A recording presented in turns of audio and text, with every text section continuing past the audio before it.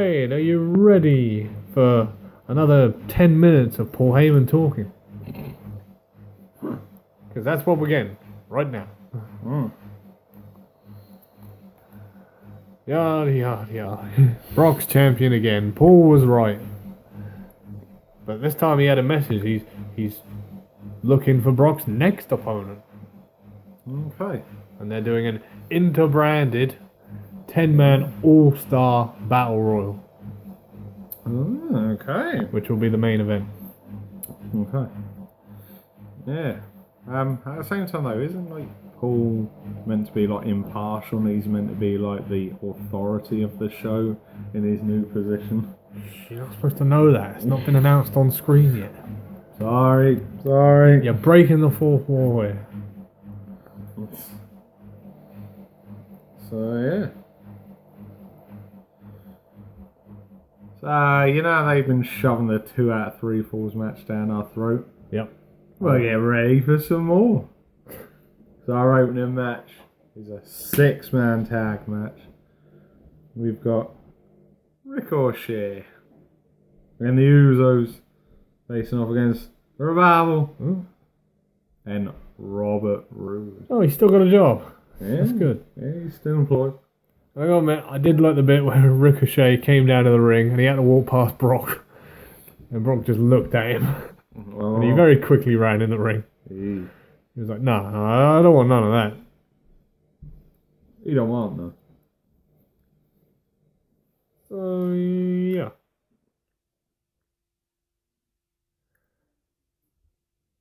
Gotta admit, wasn't paying a lot of attention to this one.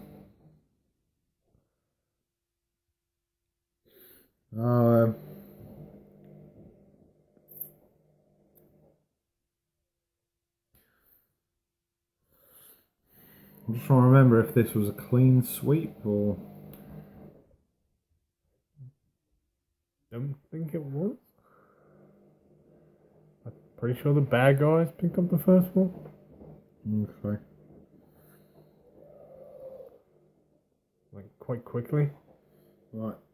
Okay. So, but in the end, Usos and Ricochet ended up picking up the victory in this one 2-1. Huh. We believe. But to be honest, neither of us was really paying off a lot of attention to this match. We want to get to when the match finished because somebody wasn't done yet with Ricochet. Oh, God. AJ Styles and the Good Brothers came out. Ricochet saw AJ come from a mile away, hit him with a sucker punch, but then that was a bad mistake from Ricochet. Then AJ fought back, and then Ricochet got hit with the devastating Magic Killer. Oh, no. Beat up Ricochet. Yeah, very much is that. So the club are well in force on Raw. Well, he's already got the belt. Why beat him up again? They're not done with him yet. Well, next, we've got some more tag team action. We've got the Viking Raiders facing off against local competitors. Well, we can't even review this. It was over in about 2 minutes. Yep. And it ended with the Viking Experience. Terrible name for a finisher. Mm-hmm.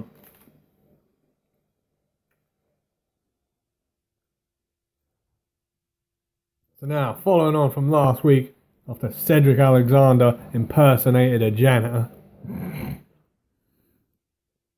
He had to face the wrath of Drew McIntyre.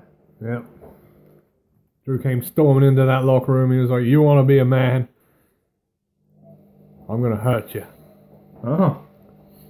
And then immediately in that promo, you could sort of tell how much bigger Drew McIntyre is than a lot of these other guys. It was worrying. Yeah.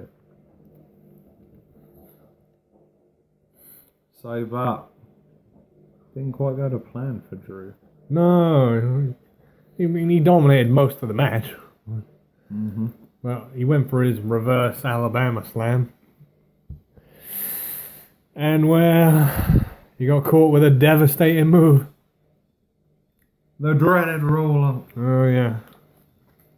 Then Cedric Alexander picked up the victory. Really? I mean, losing The Undertaker and Roman, that's one thing. But losing to Cedric Alexander, he ain't been on Raw in about 2 months. Hopefully there's a plan. Other than running around chasing the 24/7 title. So next, we had Finn Balor in action next.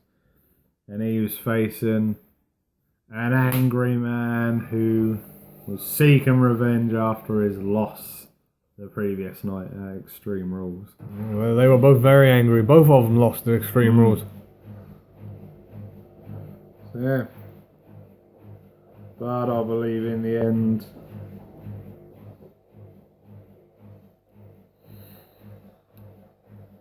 Joe made him tap. He did? Thing. Wow. Actually tapped out? No one normally taps out.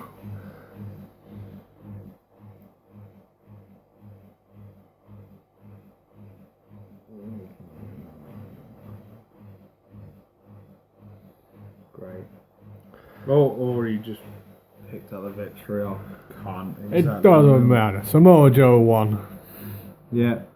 But then, after the match finished, Finn Balor wasn't quite done there. Hit the coup de grace on Samoa Joe.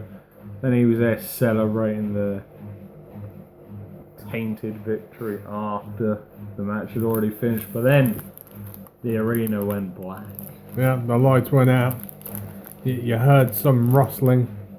Oh my god, Finn Balor's in the ring! You hear some fighting. Yeah. And the lights came back on. And it was the Fiend! Oh god. Bray Wyatt's back. He's on Raw. They've actually finally put him back on Raw. Yeah. And he hit him with that devastating Sister Abigail. Damn, how long has it been since we've seen one of them? Oh no?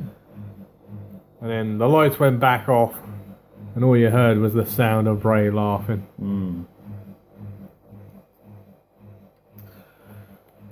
Right, we're gonna very, very, very loosely touch on this next match. We had Mike Kanellis versus Zack Ryder.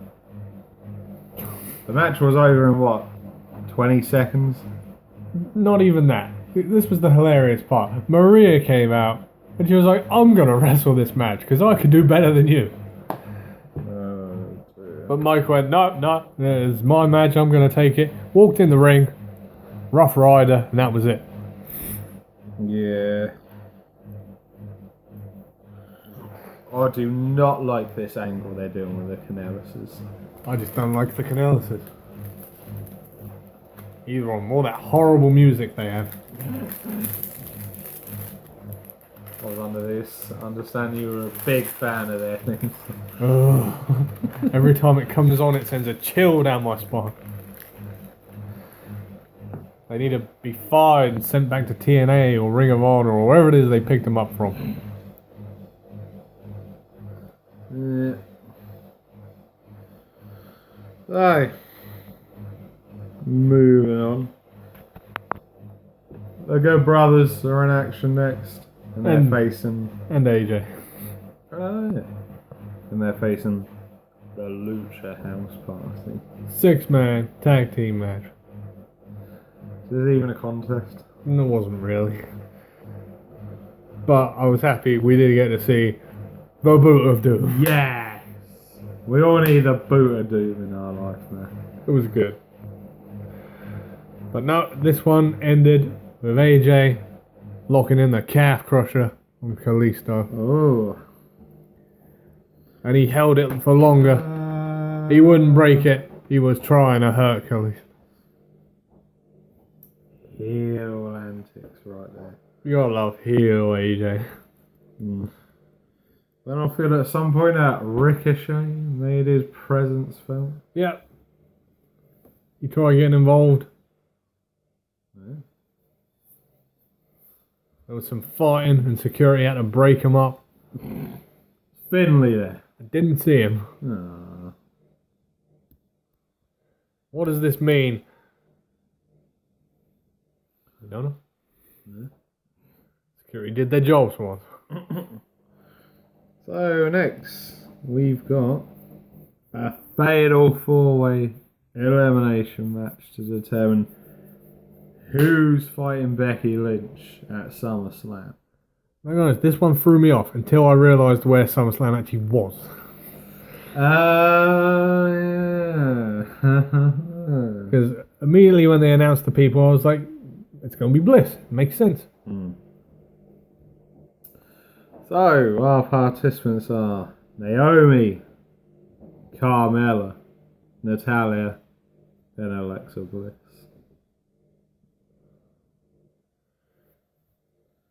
Now, I'm guessing the first one to go was Carmella. It was.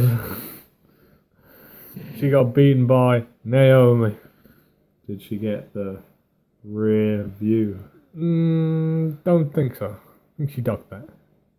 Okay. I think it was with a roll up.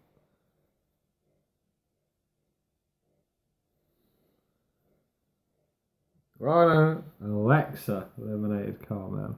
Someone eliminated Carmella. I don't know. So yeah, and then next to go was Naomi. Ooh. We got eliminated by Natalia. Oh yeah. And then it all went down to Bliss and Natalia. Yeah, and immediately I was thinking, there's no point in me watching this because Bliss has got it in the bag. Yeah. And then, to my shock, Natalia locked in that sharpshooter. And Bliss tapped. And I was like, oh, really? And then I thought to myself, oh God, SummerSlam's in Canada. Obviously. It's in Toronto. So of course it would make sense for Natalia to have the title shot. Yeah.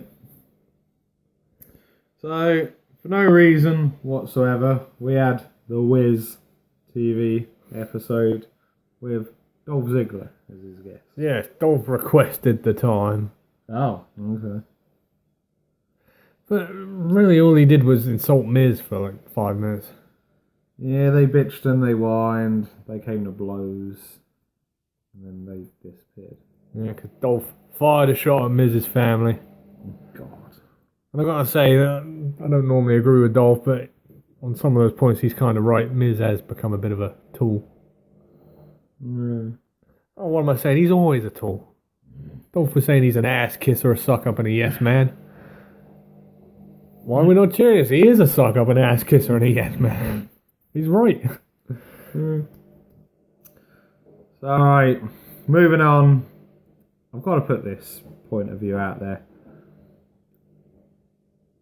I'm done. I'm sick and tired with the 24/7 title already. Bloody hell, that didn't take long. The problem is, yes, it can have its comedic moments, but it doesn't help when R-Truth is an 8-time 24/7 champion. And what, the title got introduced, 2 months ago? Yeah, roughly about. So, we were then dragged to Drake Maverick's hotel room. Ooh. Where apparently he was going to consummate his marriage. Yes. And of course, when they were checking in, R-Truth was lurking round the back. Wouldn't it have made sense to have just pinned him there in the check-in room? But then here's the most confusing thing of all of it, right? So when Drake Maverick checked in, he gave him a substantial bonus for helping him out. Yeah. And R-Truth bribed him with $1. Was it $1? Yeah, it was $1. Oh. Yeah, well, what I don't understand, here's another confusing part. Maverick checked in under the name 24/7 champion. Yeah. And Truth asked him to look for someone called Hornswoggle. Yeah. So,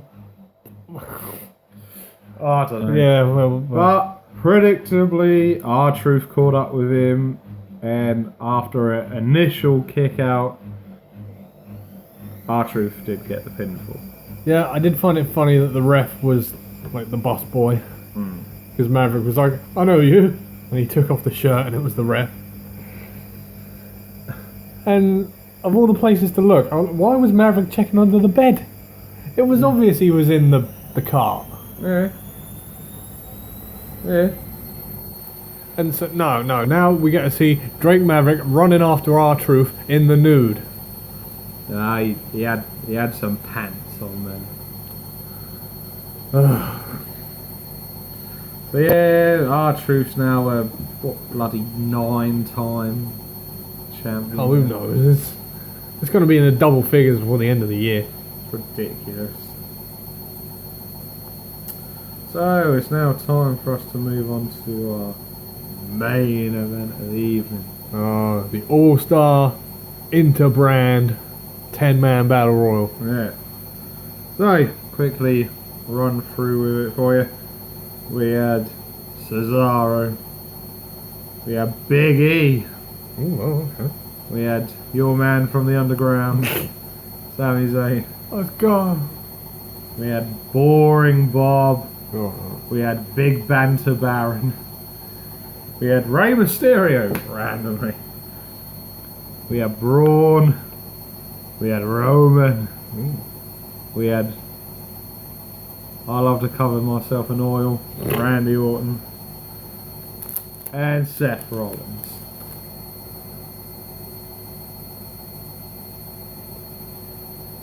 So, predictably, at some point during this battle royal, Randy Orton was dropping people like nobody's business with RKOs. Good. Eliminated Big E. Wasn't cool. He eliminated Sami Zayn, which I wasn't happy about. He did. And at another point, Orton fell through the middle rope and didn't get eliminated. Ah. And you were just wondering, okay, they're going to follow up on that blatantly. We've all seen him go out. Yeah.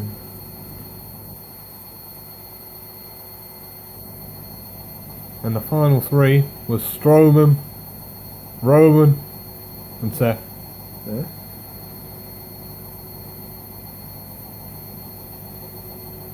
Strowman and Roman were fighting over the top rope. So Seth threw them both out. Right. And then everybody forgot about Randy. They didn't really. When he got back in the ring, and we were like, oh no, please don't do Orton and Lesnar again. Please. We remember how the last one went, Yeah. but it wasn't enough. No. Seth hit the curb stomp on Randall. And then he threw him out the ring. And that weren't enough. He grabbed the microphone, he was like, Brock, I'm coming for that title. Yeah. I mean, at some point Brock tried to walk down to the ring and you're like, okay, are we going to get a fight? But he did the predictable thing. Yeah. Turn around, walk back. Yeah. And so at SummerSlam it's going to be Seth versus Brock. Interesting. Very interesting. Yeah. But no, that will do it for another edition of Monday Night Raw. From your hosts, the Master of the Brain Damage, Martin? and the one and only Sam H. We'll see you again for the next one.